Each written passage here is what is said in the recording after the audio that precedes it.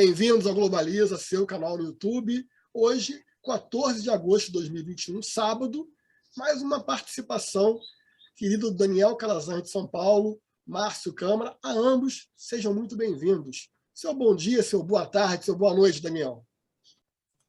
Olá, pessoal, tudo bem? Para mim, sempre um grande prazer tê-los a bordo, mentor do nosso canal. Fábio, um grande abraço. Câmara, tenhamos um bom programa hoje. Bom, bem-vindo à Câmara também, participante do nosso debate, preparado aí para os temas da semana, os temas quentes da semana. Seu bom dia, Câmara. Bom dia a todos, bom dia, Calazans, bom dia, Fábio. Mais um programa aí, bom dia a todos que nos assistem. Estamos sempre preparados. Vamos lá, vamos debater. Perfeito. Bom, para você que nos acompanha, muito obrigado. Curta, compartilhe, comente, esteja conosco durante essa meia hora de bate-papo aqui. Bom, pessoal, só alguns destaques que eu colhi na semana, depois se vocês tiverem alguns também, a gente comenta aqui, coisas que chamaram a minha atenção. Primeiro, fato positivo, né, o Brasil com um desempenho surpreendente, fruto de muito trabalho, dedicação dos seus atletas, da sua comissão organizadora, teve 21 medalhas, 7 de ouro, 6 de prata, 8 de bronze, obtendo a 12ª posição geral. Parabéns a todos, foi um prazer acompanhar essa Olimpíada. E na próxima, em Paris, vamos tentar melhorar essa meta ainda mais, é um desafio. Bom, também um destaque que não é positivo, que envolve uma situação que inicialmente deitou em sombras, aparentemente esclarecida agora pela Polícia do Distrito Federal, que foi a suposta agressão à deputada Joyce Hasselmann.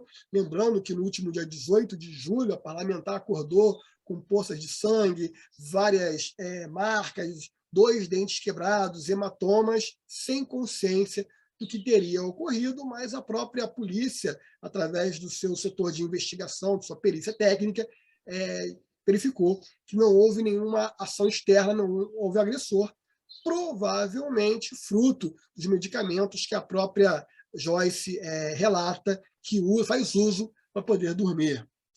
Bom, e ontem, 13 de agosto, tivemos a ordem de prisão executada contra a ex-deputada, agora cassada, e em fase de expulsão do partido, Flor Delis dos Santos de Souza, que é acusada da morte de seu marido, o pastor Anderson do Carmo, que foi morto com mais de 30 tiros na garagem de sua casa. A ex-parlamentar continua negando o fato, que vai ser investigado, e ela agora presa preventivamente. Bom, mais 2 registros rápidos para a gente poder atacar os temas principais, que o Rio de Janeiro, infelizmente, passa agora a ser o epicentro da variante Delta no Brasil. A vacinação avança, mas os cuidados precisam ser mantidos em razão desse momento, e que outros estados também não passem por isso, que não tenham seus índices ampliados. Em contraponto, a Anvisa inicia a análise da possível aplicação de uma 3ª dose da vacina da Pfizer, fato que todo mundo já vem cogitando já há algum tempo. Senhores, esses destaques gerais aí, algo a comentar ou podemos avançar para os temas do dia? Podemos avançar. Eu só queria fazer uma ressalva. Eu vi uma matéria esses dias falando sobre os atletas, né, fazendo uma ressalva aos atletas militares. Eu gostaria de fazer só um adendo. Não são militares, tá? Porque militares são aqueles que servem para a pátria de uma forma contínua. Eu parabenizo as Forças Armadas, o Exército, integrantes da Marinha que estão lá, onde esses homens, mulheres, esses atletas foram,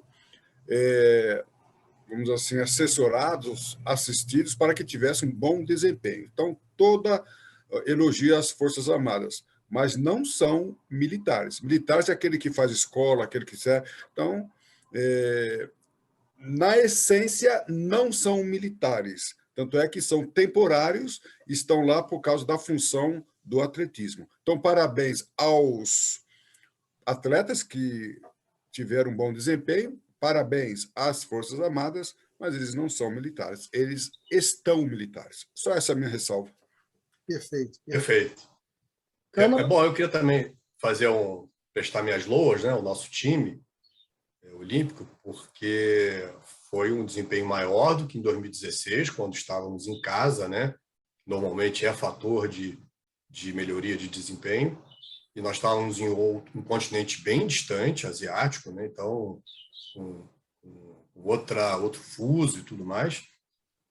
E houve um dia, ou dois, se eu não me engano, um dia, certamente, em que ganhamos 3 medalhas de ouro no único dia. Isso nunca tinha acontecido, né?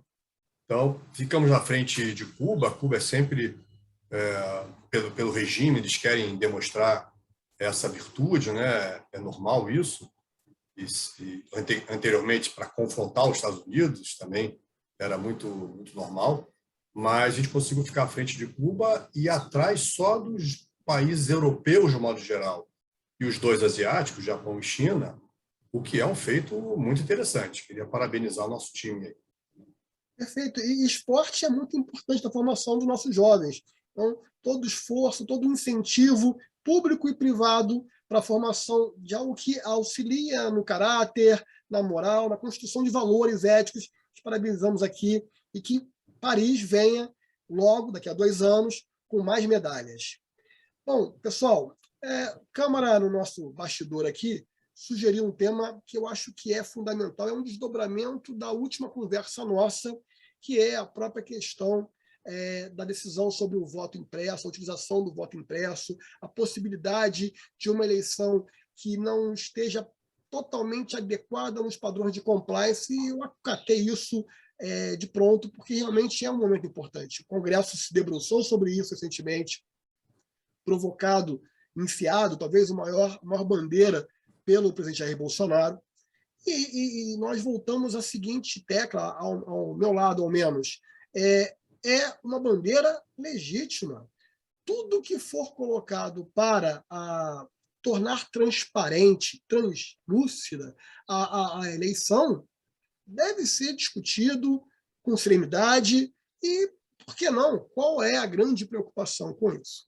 E aí eu fiz só uma pequena pesquisa, eu queria compartilhar com vocês, que é o seguinte: 47 países utilizam o sistema de urnas eletrônicas, no que 16 utilizam o sistema nosso, que é o sistema de gravação direta, sem nenhum tipo de comprovante. Então, na verdade, já é um modelo usado em bons países democráticos, e com a sua transparência também posta a ferro.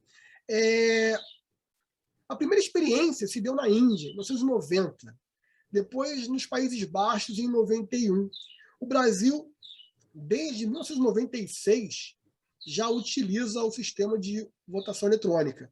Porque a partir de 2000, esse sistema passou a ser usado amplamente por todos os eleitores. Na Holanda, em 2008, o sistema deixou de ser usado justamente por críticas à questão da transparência. O mesmo se deu na Alemanha e em outros países.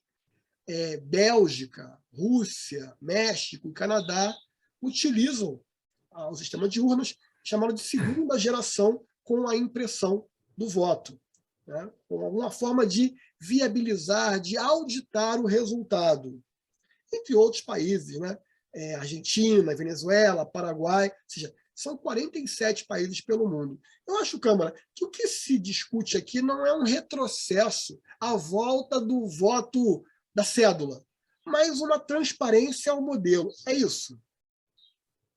Muito boa observação e provocação. É isso. Ninguém está falando aqui em retrocesso tecnológico, abandonando o voto eletrônico e voltando a estabelecer a cédula. Mas é isso que se veicula, de modo geral, aí, por alguma razão. O que está se colocando aqui é a criação da impressão de um voto feito de forma digital. O voto é digital, apenas antes não se imprimia e entendeu-se importante imprimir para poder ser auditado. Por quê? O que aconteceu em 2018, que o PSDB entendeu que teve alguma coisa estranha ali, todos nós vimos aquele apagão que deu, não sei o quê e tudo mais. O PSDB passou ali 4 meses, se eu não me engano, tentando rastrear, fazer um tracking record ali, não tinha trilha. e não tinha trilha, não foi auditado, porque era inauditável. Isso, em auditoria, chama-se limitação de escopo. Você não consegue, no teu escopo, o escopo indica que você precisa trilhar ali o que aconteceu para poder evoluir a sua avaliação, investigação sobre se houve algum fato heterodoxo e extraordinário naquelas eleições. Ficou comprovado que é impossível auditar. Então, isso ficou marcado ali, nas eleições de 2014, desculpe, falei 18 erradamente. Então, não se trata claramente de uma regressão tecnológica, se trata de acoplar ao voto digital, que já existe e será preservado, nosso voto ano que vem será digital, mas acoplar a um controle interno. E o que significa isso? Significa que o voto digital é um processo, o processo não vai mudar, a metodologia não vai mudar, e a impressão física desse voto digital é um controle. Então, é como se fosse um viaduto superposto com duas pistas, a pista de baixo é o processo, a de cima é o controle que monitora. Estamos falando de um controle a mais. Aliás, um único controle, que não existe controle, só tem um processo. E aí está se dizendo, de modo geral, que o processo é seguro e, portanto, garantido. Não existe isso em nenhuma empresa. O processo seguro de pagamento de tesouraria sem controle é possível? Ninguém está dizendo que o controle vai fazer os pagamentos não usarem as plataformas, os sistemas operacionais que gerem esse fluxo nas empresas. Ao contrário, vai ter um controle, e às vezes detectivo, que é depois. Normalmente é por intervenção humana. Então, é isso mesmo. Mais uma vez, um espanto meu, por que as discussões não entram nem um pouco na técnica consagrada. Mesma coisa acontece com a discussão sobre o coronavírus, é sempre muito intuitiva, os especialistas têm pouca chance de se colocar. Então, eu acho que, respondendo a sua pergunta, sim, não é uma mudança na operação do voto e no processo do voto, e sim a adição de um controle para poder comprovar se necessário. Daniel, eu sinto falta de uma manifestação pública da Advocacia Geral da União, de alguns órgãos ligados ao governo, e aí tratando dessa ideia da transparência, do compliance. Fica o sentimento que é uma bandeira hasteada exclusivamente pelo Bolsonaro, e até com uma certa preocupação de que não vai aceitar o resultado, é que a condução não está se dando o foco equivocado e até gerando um sentimento negativo em relação ao processo? Valendo-se da pandemia como exemplo, tá? Eu vi um caso, para mim, foi absurdo. Um prefeito sem formação médica entrou na justiça, o juiz da cidade era uma cidade pequena, também sem formação na área da saúde, proibiu que um determinado procedimento fosse aplicado, procedimento médico. Tá? Então, o juiz não era da área de saúde, nem o prefeito, e proibiu-se, sem ouvir alguém da saúde. O que nós temos aqui em questão é que eu ouvi alguns técnicos, não vou me lembrar do nome deles, mas um até estudou em Harvard, técnicos com rigor de conhecimento. Eles afirmaram, não alegaram, comprovaram que há, sim, possibilidade de fraude. Então, a minha pergunta é, por que se há possibilidade, então deveria determinar que houvesse transparência? Então, essas narrativas, eu não vejo argumentos técnicos que possam fundamentar essas decisões. Eu gosto de parafrasear o Alexandre Garcia. Não se quer trocar a porta da casa, apenas colocar uma tranca. O que me impressiona mais, o Fábio Anderson Câmara, não é nem o resultado do voto impresso ou não impresso que aconteceu, mas sim a narrativa, os argumentos que levaram a essa decisão. Isto é que me impressiona. Bom, mas vamos lá, considerando, Câmara, que o Brasil já adota desde 1996, esse debate já não está atrasado e está faltando adesão? Parece até uma cruzada solitária do presidente, que, obviamente, consegue a cada dia trazer pessoas nas suas lives e coloca a dúvida, como o Calazans falou, existe a possibilidade, até porque acho que qualquer sistema de eleição no mundo seja ele físico, totalmente físico, seja ele totalmente digital, seja ele híbrido, a fraude ela é um fenômeno que existe, tem que ser combatido a todo tempo, por isso que existe todos os movimentos de controle que você conhece também. Mas, com tantos anos de eleição eletrônica, não falta um pouco de debate técnico mais apurado? Isso não está numa cruzada individual nesse momento? Fábio, não é bem isso. Pode parecer, né? É o que a imprensa fala também. Não é bem isso, mas é a primeira eleição que, entendo, ele vai se candidatar após ter sido eleito. Então, é competente, compete a essa gestão dele levantar esse assunto. Se não tivesse levantado, iria estar sendo criticado por não ter levantado, né? Há pouco nós conversamos isso, acho até que na preparação aqui para a nossa entrada, se o Bolsonaro não deveria ter tomado alguma atitude, feito algum statement sobre o que aconteceu. Então, quando ele não faz, a gente nota, né? Mas agora ele fez na única hora que ele podia fazer, né? Ele podia fazer antes de 2018? Podia. Mas houve uma percepção do time dele de que ele teria ganho no primeiro turno, nem precisaria do segundo, isso eu não sei, não ouvi dele. E acho que a partir daí ele começou a amadurecendo essa ideia e simplesmente, se não tiver esse controle e houver fraude, porque sistemas são fraudados, e o Bolsonaro perder a eleição, a gente, enfim, até que um regime desse mais conservador volte, pode demorar. Então, a preocupação dele é com isso. E ele é um nacionalista, ele tem preocupação com o Brasil. Então, acho que ele não fez na hora errada, fez até na única hora que podia fazer, que é agora que ele está como presidente. E é isso, não faz sentido que é um procedimento que não tem contraindicação, porque ficaria como garantia para os dois lados, inclusive, para qualquer lado. Vai dar trabalho de contar? Vai, mas quando você faz contar esse inventário físico, você separa, né? Você separa bastante aquela ação, você divide para poder contar. Então, cada sessão pode contar. Então, eu não consigo enxergar aí um pouco onde é que está a lógica da rejeição. Não é uma bandeira dele só, o país inteiro comprou isso, ele não está sozinho, ele está com o apoio popular específico sobre esse assunto, ao que eu vejo das poucas notícias que chegam. Então, é isso, é um assunto que já transbordou a alçada da presidência, ele já virou um assunto nacional, que me deixa mais ainda interessado em saber por que não se ouve as ruas, né? Porque todo o poder emana do povo, e o povo estava, né, querendo o voto impresso.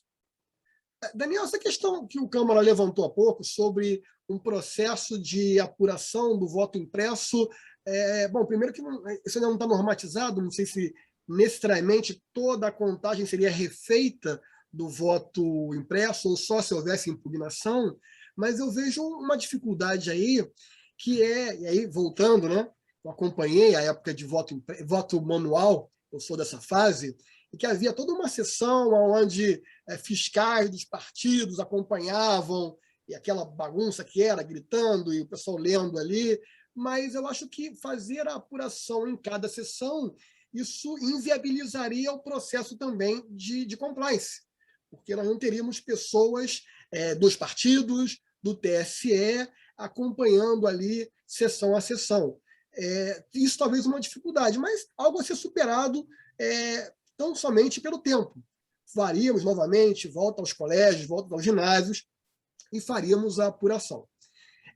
Nesse tema de eleição, Calazans, ainda, a percepção do Câmara é que a discussão do Bolsonaro foi oportuna, até porque ele é parte legítima, parte interessada, mas demais atores, falta ainda você perceber um apoio geral, não só dos eleitores, mas também dos envolvidos no processo de discussão dos demais partidos. Qual é a tua percepção sobre isso? Fábio, eu me senti muito velho agora. Acho que eu não sou tão velho assim, não, mas eu cheguei a ser fiscal de urna. Eu tive uma militância política numa época, né? Meu pai foi político, né? Então eu acompanhei, fiz isso, me lembro das contagens, dali ficar ali no colégio, às vezes até altas horas da manhã, quando saía, o resultado, aí se esperava as outras urnas para ver se o vereador tinha sido aprovado ou não. Então, eu acho que não seria legal voltar a essa fase, não. Tá? Tão manual assim. Tá? Muitas pessoas, a gente ouve, faltaria voltar. Eu não gostaria de voltar, como eu já virei noites lá, mas eu gostaria que tivesse, dentro do avanço tecnológico, uma outra maneira de apuração. Então, até essa semana eu vi, você queria aquela recontagem lá, Calazans? Não, aquela não, mas eu queria uma outra recontagem com uma tecnologia mais avançada. Fábio, eu acho que está envolvendo, que tá faltando mais personagens, sim, se envolverem. Mas é o que eu falo, com uma narrativa diferente. Então, a gente vê as narrativas fracas, repito, poxa, a gente vê muito aí na mídia, então querem que sejam retrógrados, que volte àquela maneira. Não, não é aquilo. Nós só queremos que pessoas se envolvam. E outra, nós vemos também parte da imprensa e até mesmo de políticos omissos. Por que omissos? Porque, de uma determinada maneira, quando você toma um partido de alguma coisa, você se posiciona, você vai sofrer reflexo disso. E hoje, para o cenário atual, é melhor que você não seja partidário da contagem, da auditabilidade, não sei se existe essa palavra, se não existe, estou inventando agora. Né? Então, se você tomar partido de uma coisa contra você não é bem visto de tal maneira, você vai ser taxado. Então, hoje nós estamos vivendo uma maneira diferente. Né? Eu não gosto de usar jargões muito batidos. Né? Jesus não agradava a todo mundo. Né? Não se deve usar esse jargão, mas as pessoas querem ser agradáveis aos outros, querem ser aceitas, e para isso elas abrem mão da sua posição, não quer se posicionar. Não, Fábio, se você gostar do que eu faço, melhor. Fábio, mas você não precisa gostar. E tem outra, Fábio, se você não gostar do que eu faço, eu continuo gostando de você. Então, a posição hoje das pessoas, elas estão querendo ser aceitáveis diante do grande panorama, ainda que isto prejudique a si mesmo. E, por conta disso, poucas pessoas, técnicos e políticos, estão se posicionando, ou quando se posicionam, com narrativas, ao meu ver, fracas. Ou seja, nós temos um segundo assunto do dia, mas eu ainda não consigo entrar nele, porque eu acho que esse tema das eleições ele tem uma relevância ética para o cidadão que é ímpar. Eu acho que a gente não pode não ter uma abordagem tão profunda quanto possível. Câmara, ainda nesse tema, eu acho que é importante. Alguns parlamentares que no passado votaram pelo voto auditável, impresso, neste momento retrocederam. Qual é a leitura disso? Bom, em geral, indo um pouco para o geral, antes de falar sobre esse detalhe, esse assunto mudou de lado umas 4 vezes, né, neste século. Né? Então, ele já foi pacificado, depois voltou, e dessa vez escolheu-se pelo viés constitucional para evitar um veto do Supremo, né? Que poderia vir, ou deveria vir, pela posição pública que o Supremo apresentou e pelo que a gente viu pela imprensa. E aí não deu certo, embora houvesse uma maioria de votos a favor, né, superior aos votos contra, e não foi pela abstenção, foi pela manifestação mesmo, o que é um sinal interessante que a Câmara nos envia. Mas existe obviamente um receio, né, de alguns congressistas, porque, se não estou enganado, cerca de 30% dos deputados têm processos ou ações em curso no Superior Tribunal Federal. E, mais do que isso, do Senado também. Então, a gente imagina que você está numa situação dessa lá.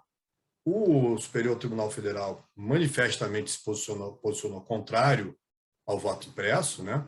E, obviamente, isso influencia muito alguns congressistas que até tinham originalmente um posicionamento um pouco mais a favor do voto impresso e, no meio do caminho, mudaram. Então, Eu atribuo isso a um receio, que você tem uma instância republicana, um dos poderes da República acima de você, que é o Superior Tribunal Federal, e dentro do qual você tem processos seus ali circulando. Então, as pessoas ficaram um pouco temerosas, possivelmente por isso que isso não passou. É realmente difícil passar, porque é a mesma quantidade de votos que o impeachment precisa, 308 votos. Então, isso também sinaliza que o processo de impeachment talvez dificilmente passará por lá também. Quer dizer, você tem alguns sinais positivos aos bolsonaristas com essa derrota, mas, para mim, o fato de não ter atingido 308 votos, que era difícil, faz parte dessa impossibilidade, né, de atingir esse número mínimo, vem de um certo receio, porque alguns deles, ou muitos deles, têm processos dentro do próprio Superior Tribunal Federal. Isso aí reduz um pouco da isenção, ou seja, do Isso. número público que o parlamentar deveria ter de defender a sua ideia, defender aquilo que ele leva ao seu eleitor com medo de uma represália pessoal. Isso é muito perigoso, até em que momento o parlamentar merece esse voto de confiança do eleitor, uma vez que ele não usa a independência que deveria ter. Daniel. Só para esclarecer uma coisa rápida, Fábio, desculpa. Vamos lá. E o direito legítimo de se defender previamente, ele existe. Quer dizer, talvez nós lá também ficaríamos um pouco receosos. Por que esse direito ele existe?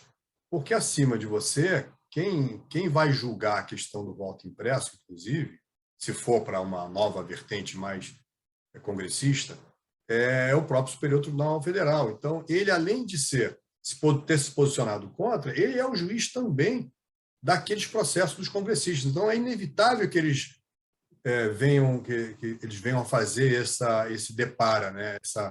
essa causa e efeito. Então, ficaram preocupados, evidentemente é uma pena, mas eu atribuo a isso, sim, a esse direito deles de se protegerem. Né? Perfeito.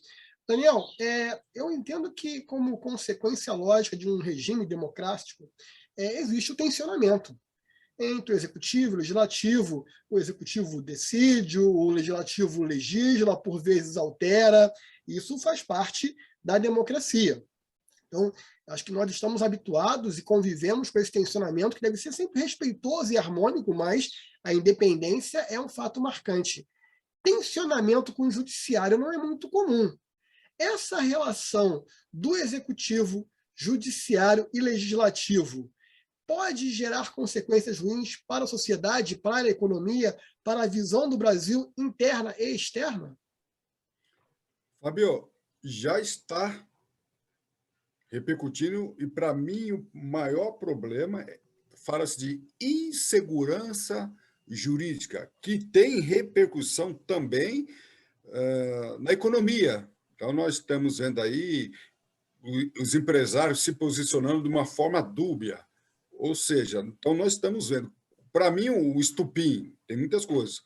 Quando o presidente Bolsonaro escolhe um personagem, né, um profissional, para determinado cargo da Polícia Federal, e ele é tolhido sem que haja, pelo menos ao meu ver, não sei de vocês, sem que haja argumentos jurídicos factícios para que possa realmente comprometer essa nomeação, para mim, acabou a democracia aí, ou então, não que a democracia tenha acabado nesse ponto, talvez seja um ponto que esteja demonstrando que a democracia está insegura. E aí a gente começa a ver rumores, né?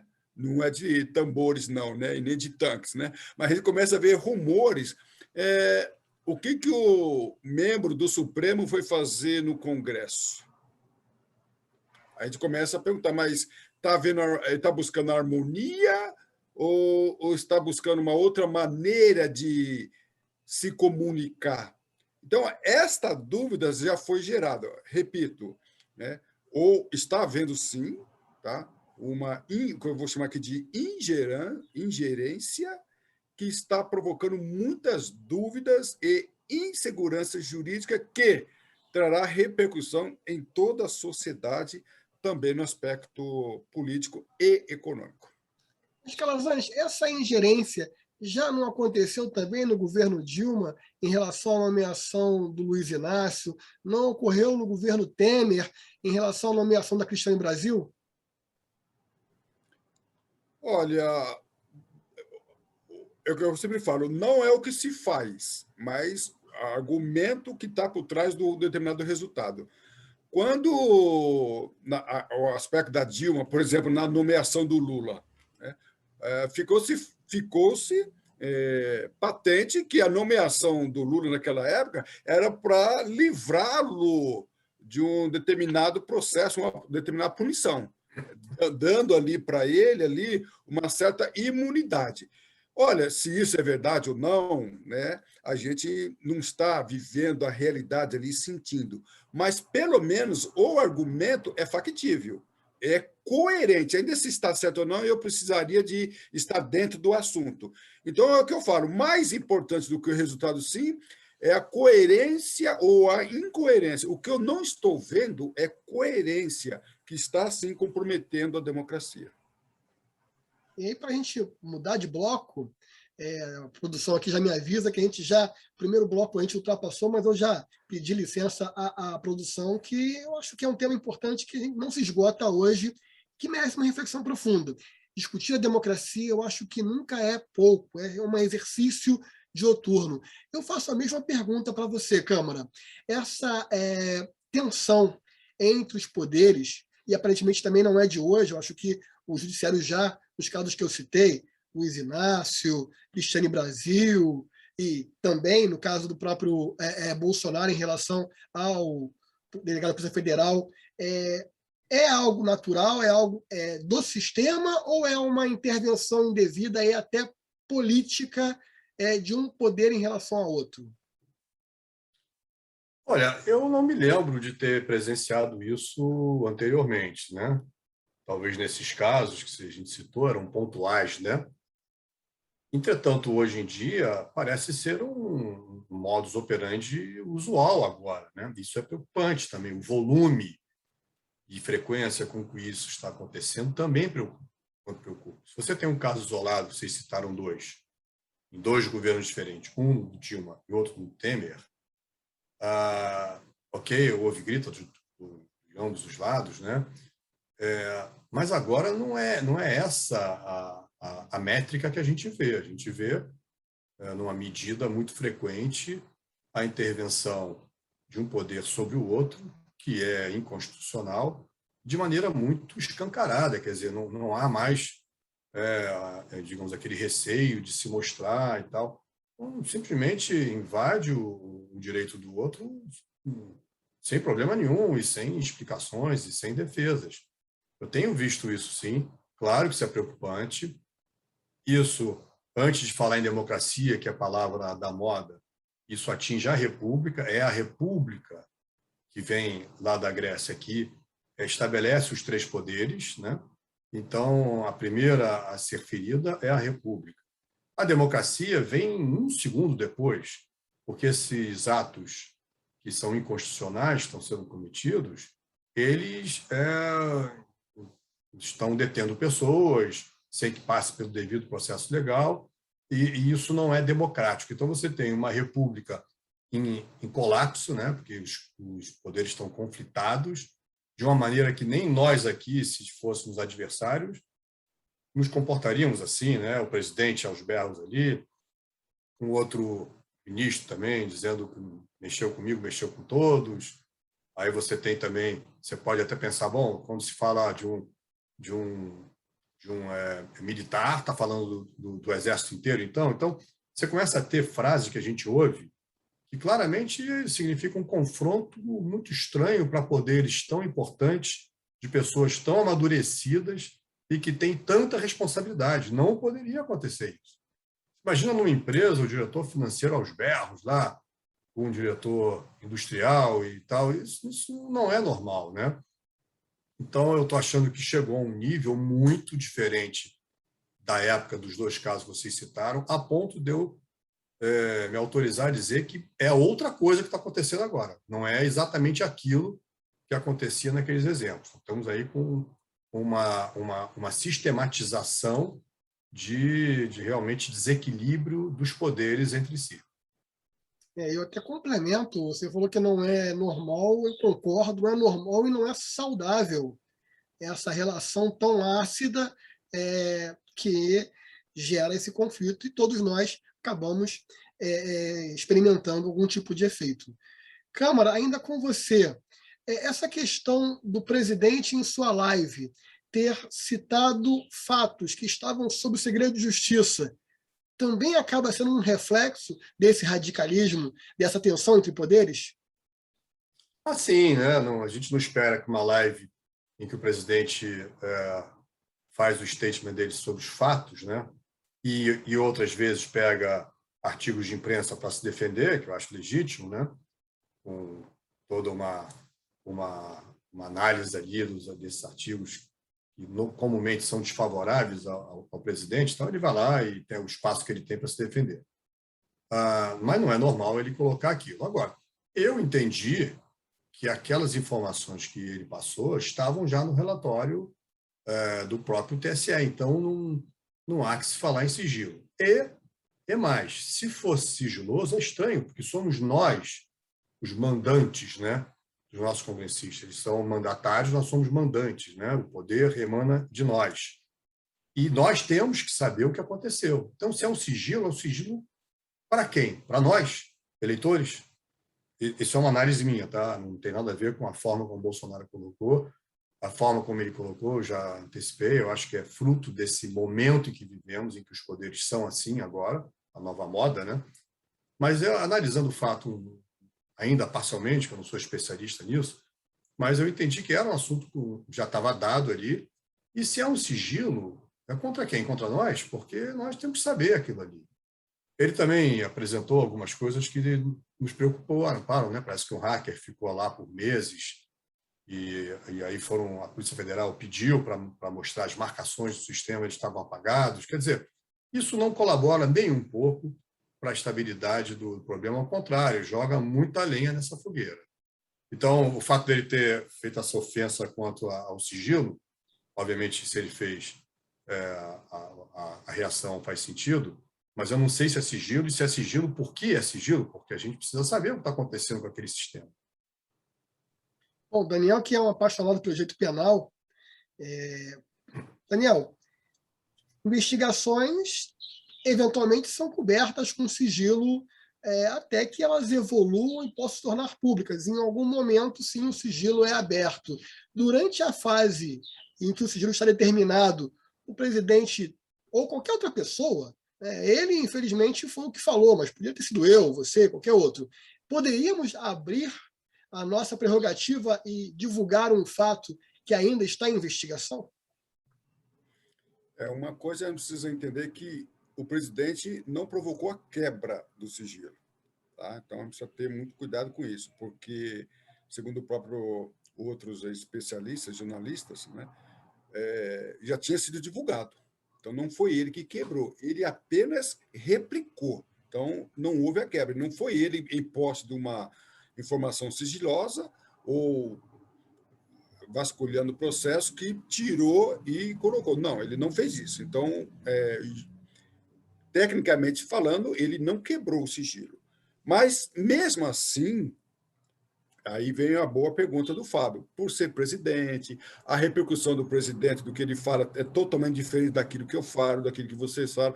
Então, eu acho que seria de sábio que ele se preservasse, né, e não divulgar a informação. Ele não provocou o sigilo, mas ele contribuiu para a divulgação e alimentou os opositores, né, de munição para que voltasse contra ele. Tanto é que ele já é dito como o que quebrou o sigilo. Ele não quebrou o sigilo, ele apenas passou uma informação. Tá? Então, eu acho que, na minha opinião, se eu fosse o presidente, ficaria contido nesse ponto para ter menos repercussão, levando em consideração a posição do presidente e para menos municiar os meus opositores. Perfeito. Acho que sempre que a gente discute um tema tão recente, é importante entender, você de cara, que Cada dia, informações novas, vários ângulos são abordados, e aqui não me cabe aqui recriminar o presidente nem absolvê-lo, mas trazer fatos que estão sendo politizados ou polemizados para a gente discutir aqui. Perfeita observação do Calazans, não foi o presidente efetivamente que quebrou, mas ele amplificou uma informação que deveria, enquanto investigação, permanecer ainda com o mínimo de ruído quanto possível. E, obviamente, que todos aqueles que vazaram a informação devem ser punidos, porque é crime no Brasil você violar uma investigação em fase de sigilo.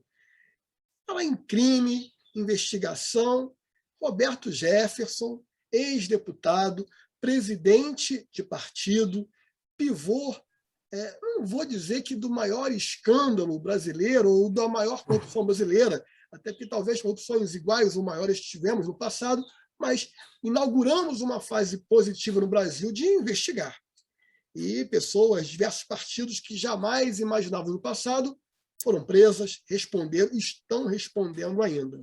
Roberto Jefferson foi condenado e, posteriormente, ele só não continua preso, porque ele foi um colaborador, então isso foi colocado, a delação premiada foi importante, e ele foi agraciado pelo indulto da presidente Dilma Rousseff na época, indulto de Natal, depois chancelado pelo ministro Barroso, e pôde ter o perdão dos atos que praticou, mas claramente envolvido em escândalo de corrupção, e agora, mais uma vez, preso por decisão do STF.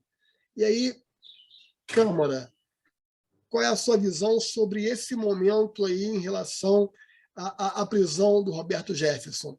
Ela é preocupante no sentido de que você está discutindo hoje a opinião, e a opinião ela é respeitada nos termos da Constituição, mas ela é respeitada até um limite aonde não gera uma ofensa e não se configura um outro crime. Olha, eu replico aqui o meu comentário anterior. Quer dizer, primeiro, a volumetria com que isso tem acontecido, né? Essas detenções, essas invasões no direito de outro poder, dentro dos 3 poderes republicanos, tem acontecido de uma frequência que eu não tinha visto até então. Esse exemplo da prisão provisória, né, do Roberto Jefferson é um dos exemplos. E, além disso, assim como nós, enfim, analisamos que a postura do presidente Bolsonaro na live dele não deveria ser aquela, eu também, por exemplo, do que o Calazans falou, me resguardaria mais um pouco para não soltar essa informação, e eu sei que ela estava pública já, então, mas, obviamente, vindo do Bolsonaro, é sempre uma carga muito grande, e aí ele está sofrendo as consequências. Então, assim como o Bolsonaro fez um movimento que está produzindo esse efeito, eu acho que essa prisão também, pelo ministro do Superior Tribunal, também é um movimento que produz a mesma reação que a fala do Bolsonaro produziu. Então, os 2 poderes, o Executivo e o Judiciário, mexeram lá as peças dos seus processos de maneira muito, digamos, muito inoportuna, eu diria, né? Porque no momento que estamos vivendo, ver uma prisão dessa, e aí a sociedade toda começa a debater isso não ajuda a que a gente chegue a um final feliz. Eu estou muito preocupado que isso não acabe bem, né? A minha preocupação é que a gente esteja indo para um caminho sem volta, que isso afete a economia, a gente depende da economia, né? Então, alguma senioridade e amadurecimento tem que ter nesses poderes, né? E eu acho esse ato também inoportuno, não sei porque foi feito agora, mas, enfim, é a minha visão. Eu não fiquei confortável com esse ato, achei que tem alguma coisa além do que poderia ser feito agora, podia se tentar uma aproximação entre poderes, deixar isso um pouco para depois, mas, enfim, não foi essa a decisão do Supremo. Câmara, ainda com você, é livre a manifestação do pensamento sendo vedado o anonimato. Isso é uma garantia constitucional. de certa forma também, Roberto Jefferson e outros influenciadores digitais não têm que sopesar os argumentos, usar fatos e evitar as ofensas, evitar a hostilização entre os poderes? Bem, eu vou fazer uso de uma célebre frase que a mulher de César não tem que ser honesta e parecer que é honesta, né?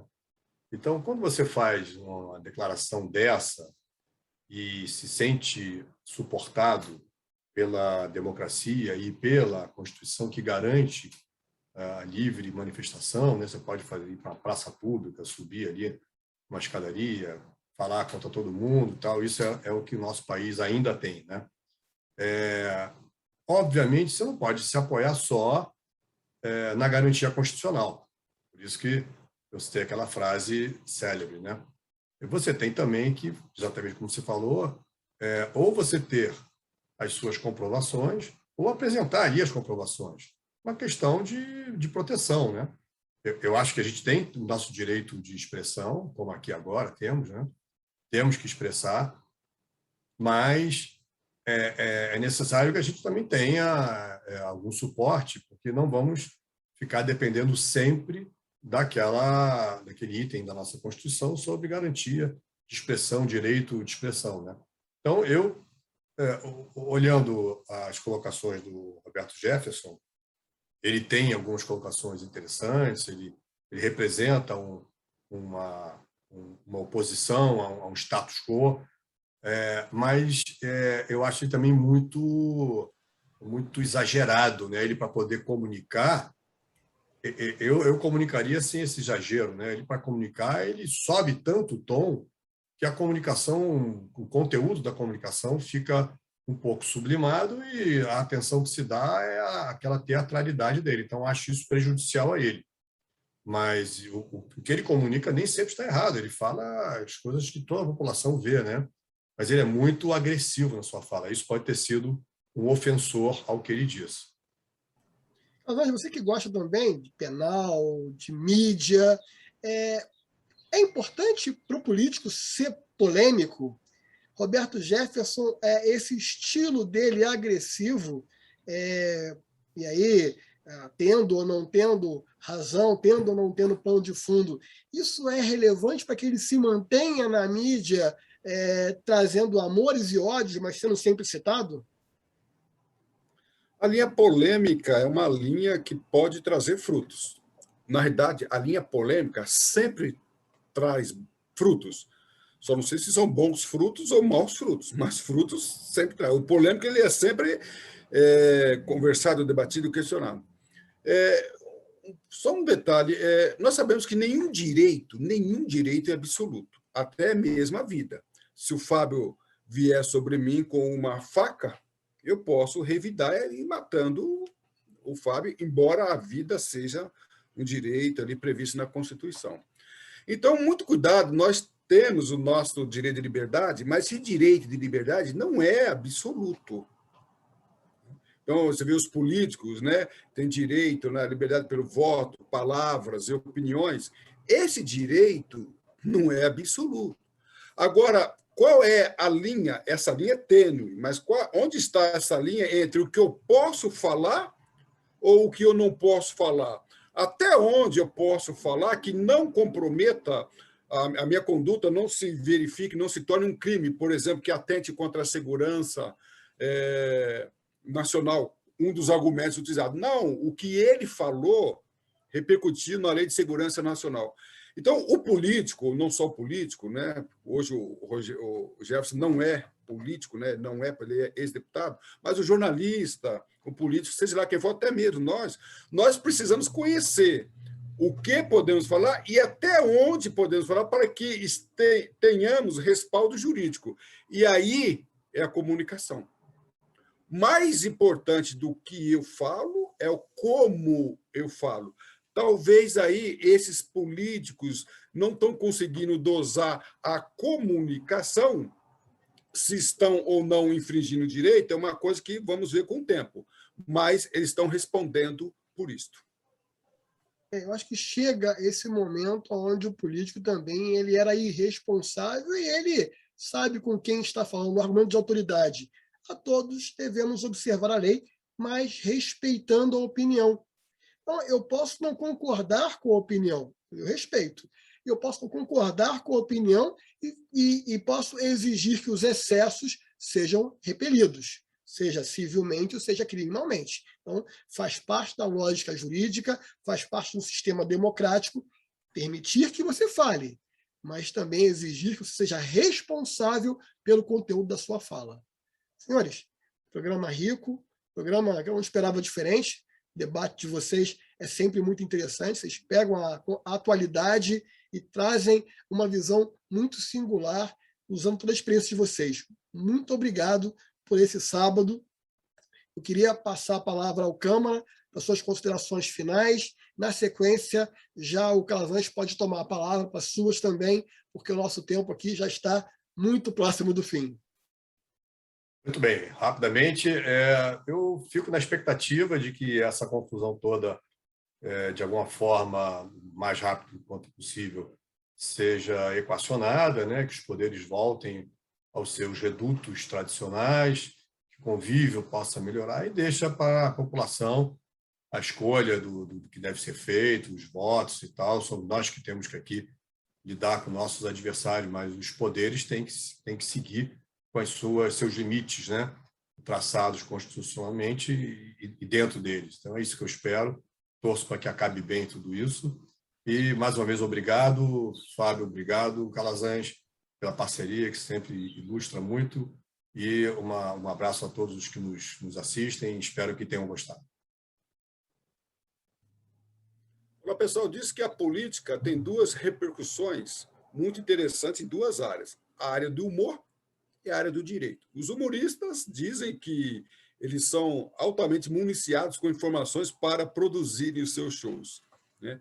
E direito, nós estamos vivendo um momento muito, muito complicado. A política tem municiado a área jurídica para estudar o que é correto, o que não é correto, o que é coerente, o que não é coerente.